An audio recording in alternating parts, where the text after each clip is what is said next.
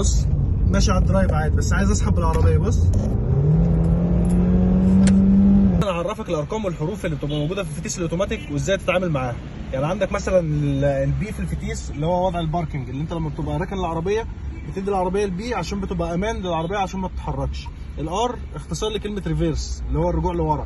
الان اختصار لنورمال اللي هو الوضع العادي، ان انت لما تبقى مدي الام لو دوست بنزين الار بي ام هيعلى معاك، لكن العربيه مش هتتحرك. في نفس الوقت لو زقيت العربيه يعني اهو العربيه على الان تمام لكن ما بتتحركش، لكن لو زقيت العربيه وحركتها هتتحرك تمام. الدي اختصار لكلمه درايف اللي هو الوضع الطبيعي للقياده. الغيارات اللي تحت دي بقى لازمتها ايه؟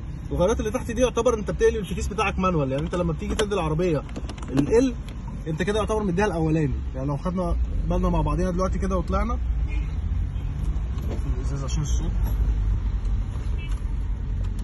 ازازك ماله.